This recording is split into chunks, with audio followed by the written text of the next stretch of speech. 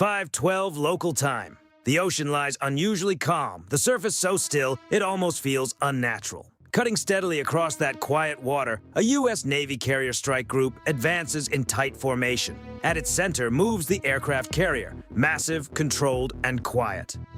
Its broad flight deck stretches over the sea like a floating runway.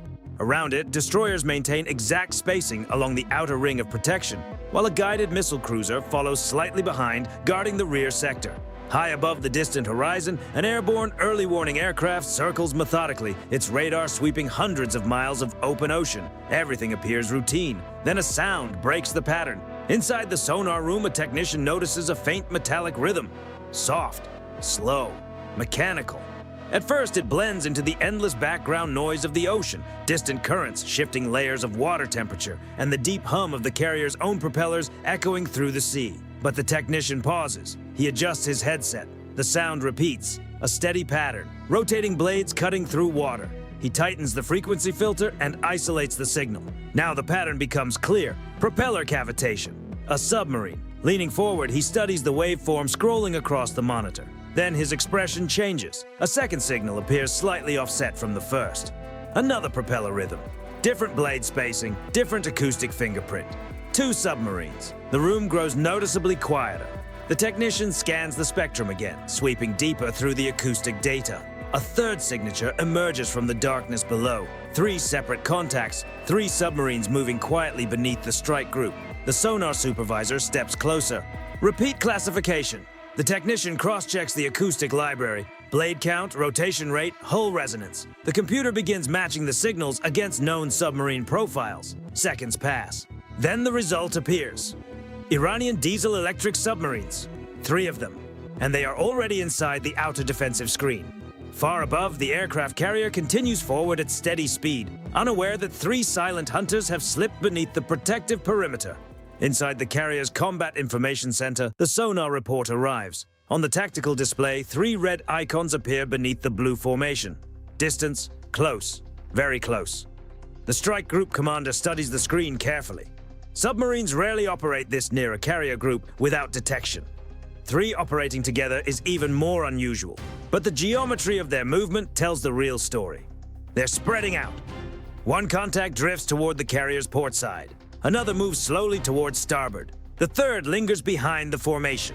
This isn't random motion, it's positioning. Deep below the surface, the lead Iranian submarine glides silently through the dark water.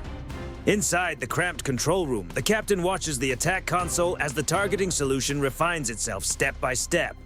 Above him, the aircraft carrier is enormous. More than 1,000 feet of steel, aircraft, and power moving across the ocean. But even something this large has weaknesses. A torpedo doesn't have to sink a carrier, it only has to disable it. The captain watches the range indicator. Closer, closer, steady. Back in the carrier's sonar room, the technician immediately notices the shift. The submarine contacts are no longer drifting. Now they're moving with clear intent, closing distance, and the spacing between them is widening. The sonar supervisor looks at the tactical map and understands instantly. They're forming a triangle, a classic submarine ambush formation designed to trap a large target from multiple angles. He grabs the communication line. Bridge sonar, multiple submarine contacts confirmed. 3 hostile subs maneuvering inside the perimeter. On the bridge, the officer of the deck stiffens. How close? Within firing range. For a moment, the words hang in the air. Then the order comes. General quarters. Across the aircraft carrier, the alarm erupts. A sharp electronic tone echoes through steel corridors and aircraft hangars. Crew members move instantly. Hatches slam shut. Weapons systems power on. Throughout the strike group, escort ships accelerate into defensive positions. Helicopter rotors begin spinning on destroyer flight decks. Moments later, anti-submarine helicopters lift into the air one after another, racing toward the suspected submarine positions. But beneath the surface, the submarines have already reached their attack points. Inside the lead submarine, the torpedo officer watches the targeting computer finalize the firing solution. Range optimal, bearing locked. He turns toward the captain. Target acquired. The captain nods slowly. Prepare tubes. Inside the forward torpedo bay, metal doors slide open. Compressed air systems pressurize. Cold seawater floods the launch chambers. Above them, the aircraft carrier continues its course across the calm ocean, unaware that 3 torpedo tubes are now aimed directly at its hull. Back in the sonar room, a new sound suddenly tears through the technician's headphones. A violent surge of propulsion. His eyes widen. Torpedo launch! Another signal flashes across the display, then another. 3 explosive launch signatures appear almost simultaneously. 3 submarines, 3 torpedoes accelerating through the water, all heading straight toward the U.S. aircraft carrier. Impact time, less than 2 minutes.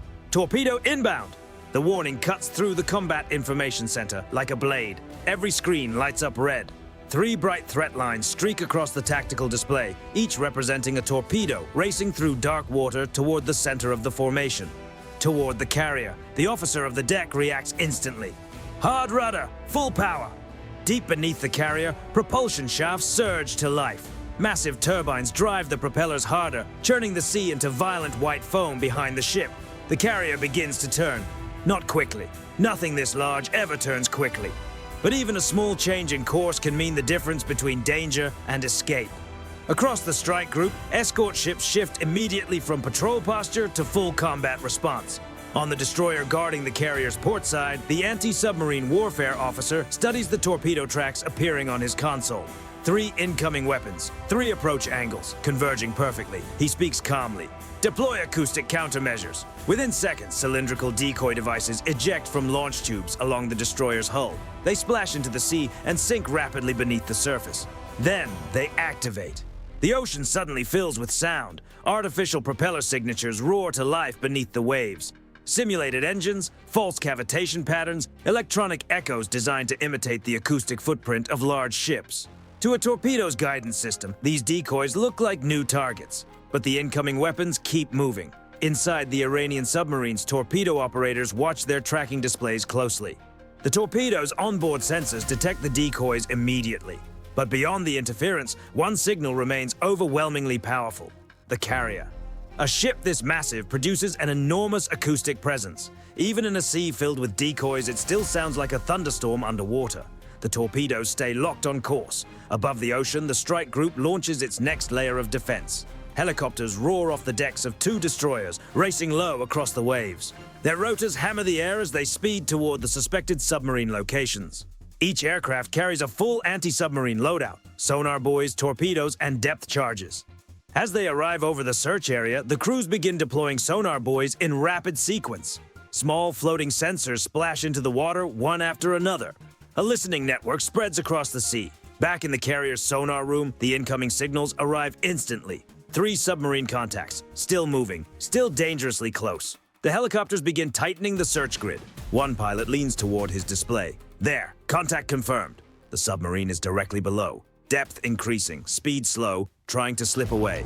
Prepare depth charges. Back aboard the aircraft carrier, the torpedo tracking display continues counting down. Distance closing rapidly, 1 minute 50 seconds. The torpedoes are now deep inside the strike group's defensive perimeter. The officer studying the display tightens his jaw. Decoys aren't diverting it. On the nearby destroyer, the captain makes a rapid decision. Deploy anti-torpedo interceptor. Along the side of the ship, a compact launcher fires. A small defensive torpedo shoots into the sea. Unlike traditional weapons, this interceptor isn't designed to strike ships. Its only mission is to hunt other torpedoes. Beneath the surface, the interceptor accelerates quickly, racing toward the nearest incoming threat. On the sonar display, 2 signals close in on each other. Seconds later, a powerful underwater blast erupts. The first incoming torpedo disappears instantly, destroyed. But 2 more remain, still moving fast toward the carrier. Above the submarines, the helicopters begin their attack. Depth charges drop into the ocean. Moments later, the sea erupts again. Shockwaves ripple through the water. Inside one of the Iranian submarines, the hull shudders violently as the pressure wave rolls past. Lights flicker across the control room. Crew members brace themselves against the steel bulkheads.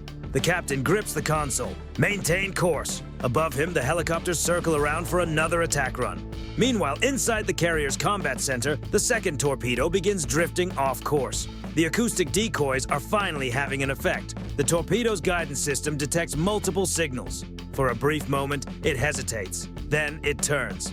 the weapon veers sharply away from the carrier and locks onto one of the decoys. Seconds later, another underwater explosion erupts. The decoy vanishes in a cloud of bubbles and foam. The second torpedo is gone, but the third torpedo behaves differently. It has ignored every decoy, it has ignored every interference signal, and it is still coming. Fast, very fast. On the tactical display, the final red line points directly toward the carrier. Distance, 500 meters. An officer watches the countdown. Final torpedo still tracking carrier. Around the strike group, ships maneuver sharply. Helicopters thunder overhead. The ocean churns with countermeasures and distant detonations. But beneath all that chaos, the final torpedo continues its run. Distance, 300 meters. Impact time, seconds away. Inside the carrier's Combat Information Center, the red line slices across the screen toward the carrier's hull. No deviation, no hesitation. Distance, 300 meters. The tension inside the room becomes almost tangible. Officers lean toward their consoles. Every eye is fixed on the torpedo's track. Everyone understands what's at stake. Aircraft carriers are built to withstand enormous punishment. Their hulls contain multiple protective layers. Internal compartments are carefully divided to control flooding. But modern torpedoes don't simply strike a ship. They detonate beneath it. The explosion forms a massive gas bubble under the hull, lifting the ship upward before dropping it back down with tremendous force. Even a near miss can damage propulsion systems, bend the rudder, or cripple steering. The carrier might remain afloat, but it could be left unable to move. Distance, 250 meters. On the bridge, the captain keeps his voice calm. Maintain turn! The enormous ship continues pivoting across the water. Its propellers churn the ocean into a boiling white wake. Every meter of movement matters. Even a slight change in angle could alter where the torpedo detonates. Back in the combat center, another command is issued. Activate acoustic jammer. Beneath the carrier's hull, a powerful electronic countermeasure system switches on.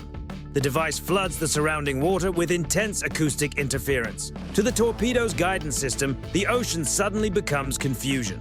False echoes, distorted frequencies, overlapping signals. Yet the torpedo keeps coming. Distance, 200 meters.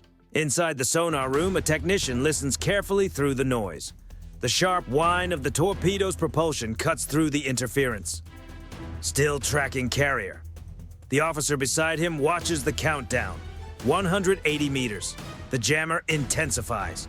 For a brief moment, the torpedo's signal flickers on the screen. Just for an instant. Inside the weapon, its guidance system struggles to interpret the chaotic acoustic environment. For the first time since launch, the torpedo hesitates. Distance, 150 meters. Within the torpedo, its onboard computer recalculates. The carrier's acoustic signature is still the strongest signal in the water, but now it's surrounded by layers of interference. The algorithm adjusts. The torpedo pushes forward again. 130 meters. The carrier's engines roar as the ship continues its turn. Helicopters circle above like watchful predators. Destroyers close in, racing to shield the carrier's flank. But none of them can physically reach the torpedo in time. 100 meters. Inside the nearest destroyer, the anti-torpedo operator studies the incoming threat. This is the last opportunity. Launch interceptor. A second defensive torpedo fires from the destroyer's hull. The small weapon plunges into the sea and accelerates instantly, its propulsion system slicing through the water. Now, two weapons race toward each other beneath the surface. The incoming torpedo continues toward the carrier. The interceptor hunts the torpedo. The distance between them shrinks rapidly. 80 meters from the carrier. Inside the combat center, the sonar display shows two signals racing toward each other beneath the water. The room goes completely still. 50 meters. Then, the ocean erupts. A powerful underwater blast rips through the sea. The shockwave spreads outward with tremendous force. Above the surface, a towering column of foam and spray shoots into the air. Inside the carrier, the hull shudders from the distant shock. For several seconds, every sonar screen fills with static. White noise floods the systems. No one speaks. Then the interference fades. The torpedo track is gone. The interceptor destroyed it. The aircraft carrier survives, but the fight beneath the surface is far from finished. Because the sonar screen still shows 3 contacts. 3 Iranian submarines are still moving beneath the strike group, and now the strike group knows exactly where they are. Across the tactical display, the commander studies the submarine positions carefully. The defensive phase is over. Now the hunt begins. The moment the final torpedo disappears from the display, the atmosphere across the strike group changes instantly. Defense turns into pursuit. Inside the carrier's Combat Information Center, the commander continues studying the sonar screen. 3 submarine contacts remain beneath the surface. Their positions are no longer uncertain. The attack revealed them. Every torpedo launch leaves traces, pressure waves, acoustic signatures, disturbances in the water that experienced sonar operators can follow. Now the submarines are exposed. The order comes quickly. Engage hostile submarines! Across the strike group, anti-submarine warfare systems shift into full pursuit mode. Above the ocean, the helicopters already circling the area descend lower toward the water. Their dipping sonar systems begin scanning the sea directly below. From the belly of one helicopter, a long cable lowers into the ocean. At the end of it, a powerful sonar transmitter sinks beneath the surface. The pilot holds position. Seconds later, the sonar operator hears a sharp metallic echo. Submarine hull. Range close. Very close. The pilot speaks over the radio. Contact confirmed. Submarine bearing 2-1. The helicopter immediately prepares its weapon. A lightweight anti-submarine torpedo drops from the aircraft and splashes into the sea. Within seconds, the weapon activates. Its onboard sonar begins scanning the surrounding water. Below the surface, the Iranian submarine hears it. Inside the control room, the sonar operator stiffens. A new sound pulses through the hull. High-frequency sonar. Then comes the unmistakable whine of a torpedo propulsion system. The captain reacts instantly. Evasive maneuver. The submarine tilts sharply as the crew attempts to dive deeper. But diesel-electric submarines have limits. They are extremely quiet, but they are not built for speed. The incoming torpedo locks onto the submarine's acoustic signature. The distance closes rapidly. Seconds later, a massive underwater explosion shakes the ocean. Above the surface, the water erupts into a violent plume of foam and bubbles.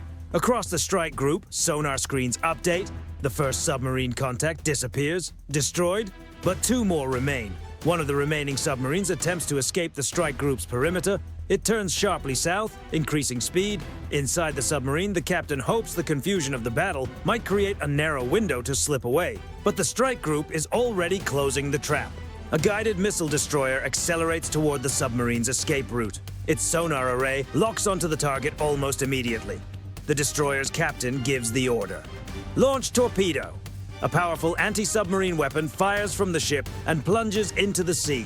The torpedo begins its search. Inside the Iranian submarine, the sonar operator hears it within seconds. Another incoming weapon. The captain quickly deploys countermeasures, acoustic decoys designed to lure the torpedo away. But the destroyer's weapon uses advanced guidance. It analyzes the acoustic environment, ignoring the false signals. The torpedo locks onto the real target. There is nowhere left to run. Moments later, a second violent underwater detonation shakes the ocean. On the strike group's tactical display, the second submarine contact suddenly disappears. 2 submarines destroyed, 1 remains. The final Iranian submarine dives rapidly toward the seabed. Inside the vessel, the captain gives a quiet order. All engines stop. The submarine becomes completely silent, drifting motionless in the deep water. On sonar screens, its presence almost fades away. Without propulsion noise, the signal becomes faint and difficult to track. The crew hopes the ocean floor will hide them. For several minutes, the sea grows quiet again. Above the surface, helicopters circle slowly, scanning the water. Sonar operators search carefully for the faintest trace of sound. Then one helicopter crew notices something, a subtle disturbance, metal shifting, a barely detectable acoustic trace. The pilot leans forward toward his display. Possible contact bearing 090. Another sonar buoy drops into the ocean. Seconds later, the signal becomes clearer. The submarine is still there, trying to remain hidden, but it has been found. The helicopter crew prepares their final weapon. A torpedo drops into the sea. Below the surface, it activates immediately. The weapon begins sweeping the seabed with active sonar. Within moments, the hidden submarine appears clearly in its sensors. There is no escape. Seconds later, the ocean erupts one final time. A powerful underwater explosion rolls across the sea floor. On every sonar screen across the strike group, the third submarine contact disappears. 3 submarines launch the attack. Now all 3 are gone. For several seconds after the final explosion, the ocean becomes strangely quiet. The towering column of water collapses back into the sea. Foam spreads across the surface where the last detonation occurred, slowly dissolving into the dark blue water. Inside the aircraft carrier's Combat Information Center, sonar operators watch their displays closely. The systems update. One submarine contact disappears, then another confirmation arrives. No propulsion noise, no hull resonance, no movement beneath the surface. The third submarine is gone. Across the strike group's tactical display, the red icons that had appeared earlier have vanished. Only blue symbols remain. The commander studies the screen carefully before speaking. Maintain sonar sweep. No one relaxes yet. Underwater combat rarely ends instantly. Submarines are designed to vanish into the deep ocean, and experienced commanders know that silence does not always mean safety. Helicopters continue circling above the water. Their rotors cut through the air as crews deploy additional sonar buoys into the sea. One by one, the small floating sensors splash down, expanding the listening network around the strike group. The ocean becomes a grid of electronic ears. Inside the sonar room aboard the carrier, technicians monitor the incoming streams of acoustic data. Each buoy sends information back to the ships. Operators listen carefully for anything unusual. Minutes pass. Nothing appears. No propellers, no cavitation, no movement, only the distant echo of the strike group's own engines moving through the water. On the carrier's bridge, the captain studies the calm ocean stretching toward the horizon. Just minutes earlier, 3 torpedoes had been racing through this same water, 3 weapons capable of seriously damaging even the largest warship. Now the ocean looks peaceful again, but everyone aboard the carrier understands how close the moment had been. Below deck, damage control teams run rapid system checks. Propulsion shafts remain stable, rudder response normal, hull integrity uncompromised. The carrier has taken no damage. Around the massive ship, the escorting destroyers gradually return to their defensive positions. The cruiser resumes its place behind the carrier. Helicopters begin returning to their decks one by one, landing carefully as flight crews guide them into place. Inside the combat center, the tactical display slowly stabilizes again as the strike group's formation returns to normal. But the sonar search continues. 15 minutes pass, then 20. Still nothing. Finally, the sonar supervisor removes his headset and turns toward the commander. No additional contacts detected. The commander nods once. The immediate danger has passed. Across the carrier, the intense tension that gripped the crew begins to ease slightly. But the lessons of the encounter remain clear. The entire engagement lasted less than 10 minutes. From the first torpedo launch to the destruction of the final submarine, the confrontation unfolded at remarkable speed. Every system in the strike group had been tested. Sonar operators detected the threat, destroyers deployed countermeasures, helicopters hunted beneath the surface, interceptors neutralized incoming torpedoes. Layer by layer, the strike group's defenses performed exactly as designed, without hesitation, without delay. Back in the sonar room, the technician scrolls through the recorded acoustic data from the encounter. 3 launch signatures, 3 torpedo tracks, 3 submarine contacts, all gone now. Outside the ship, the aircraft carrier continues moving steadily across the open ocean. Its massive hull cuts through the water, leaving a long white wake stretching far behind it. From a distance, the strike group appears calm again. Orderly. Unchanged. But deep beneath the surface of the sea, the remains of 3 submarines now rest on the ocean floor. Their ambush lasted only minutes. The strike group survived without a single ship damaged, and the aircraft carrier, the main target of the entire attack, never even slowed down.